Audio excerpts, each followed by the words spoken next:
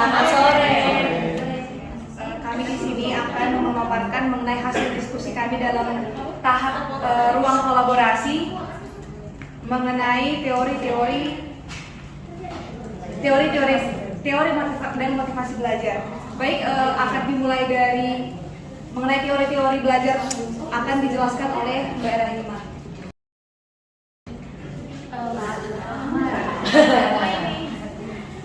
Ya, terima kasih. Assalamualaikum warahmatullahi wabarakatuh. Waalaikumsalam warahmatullahi wabarakatuh. Terima kasih kepada rekan saya yang telah memberikan kesempatan pertama kepada saya untuk menjelaskan 3 dari teori belajar yang beberapa hari ini kita pelajari. Yang pertama adalah teori behavioristik. Jadi dalam teori behavioristik ini adalah teori di mana menjelaskan bahwa pengalaman belajar itu akan mengubah perilaku seseorang. Jadi perilaku peserta didik akan berubah karena adanya suatu pembelajaran seperti itu. Kemudian tingkah laku ini juga dikatakan terjadi akibat dari pengalaman yang banyak diperoleh seseorang, tidak hanya dalam proses belajar tapi juga dalam maksud saya tidak hanya dalam proses belajar yang secara langsung tapi juga secara tidak langsung seperti itu.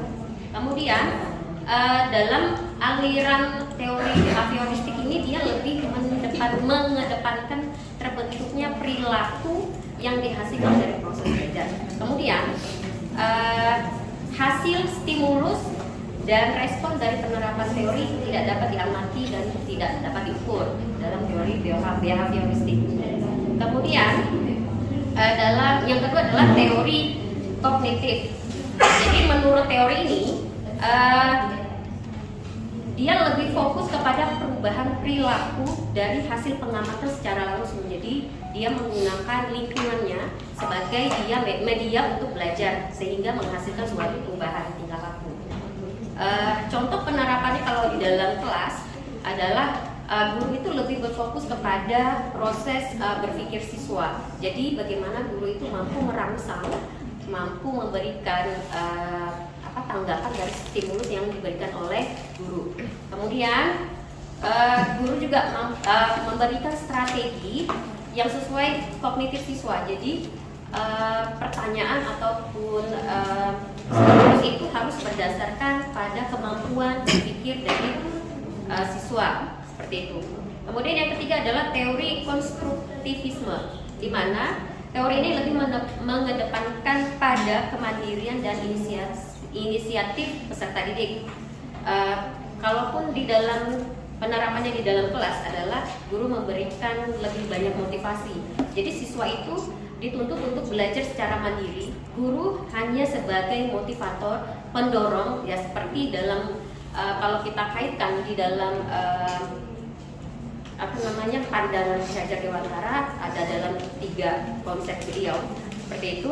Jadi mendorong siswa itu agar mampu menyelesaikan setiap masalah atau problem yang datang kepada siswa seperti itu. Demikian teori yang saya sampaikan, akan disambung oleh rekan saya.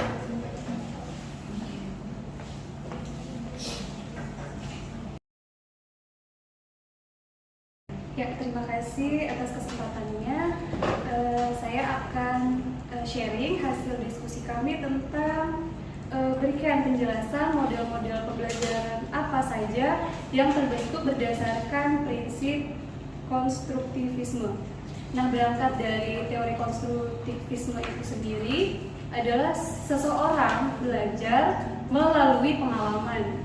Jadi semakin banyak pengalaman baru yang didapat seorang anak, maka semakin banyak pengetahuan yang bisa didapatkan. Nah, adapun teknik konstruktivisme dalam kelas adalah ternyata satu-satunya alat atau sarana bagi seseorang untuk mengetahui sesuatu adalah indranya sendiri yang berinteraksi dengan objek di kelas, bahkan dengan lingkungannya. Jadi contoh realnya ketika anak mengamati air, maka dia memegang objek air. Nah, itu menjadi pengetahuan baru. baginya. Oke, model-model pembelajaran ada banyak ya, tapi sebelumnya saya akan menjelaskan dulu langkah-langkah pembelajaran yang bisa kita lakukan di kelas saat memakai teori ini. Yang pertama adalah pendahuluan, adalah menyiapkan siswa, kemudian eksplorasi, mengeksplorasi ide, konsep dan sebagainya dari sumber, kemudian restrukturisasi adalah menggabungkan antara ide siswa satu dengan ide yang lainnya, kemudian membangun ide baru. Kemudian aplikasi yaitu menggunakan ide tersebut dan memakai ide tersebut untuk menjadi pengetahuan baru, kemudian review dan mengevaluasinya.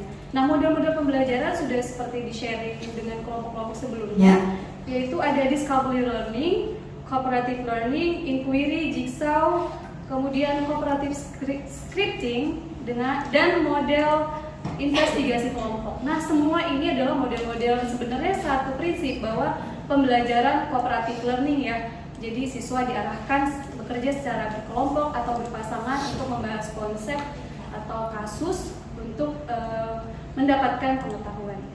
Oke, mungkin saya lanjutkan ke pembahasan diskusi tentang rencana kasus siswa. Silakan.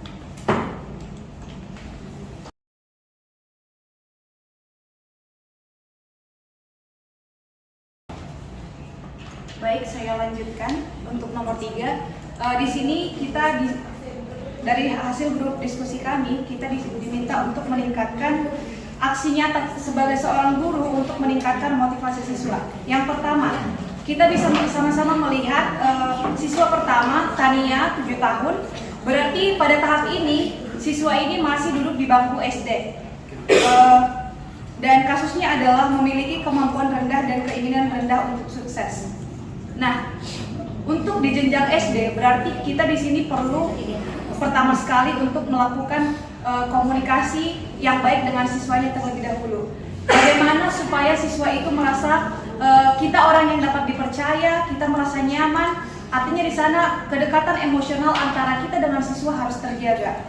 Setelah siswa memiliki rasa nyaman dan percaya terhadap kita, kemudian kita bisa menggali dan melihat potensi apa sebenarnya yang ada pada siswa ini.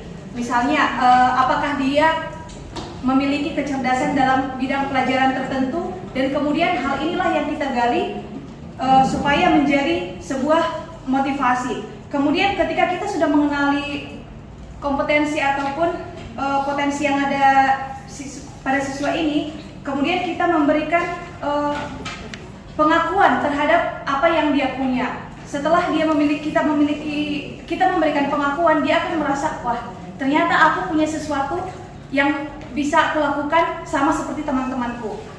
Dan bagaimana supaya dia memiliki keinginan untuk sukses di masa mendatang, kita boleh memberikan contoh-contoh dari contoh-contoh sosok seseorang yang bisa mungkin menginspirasinya.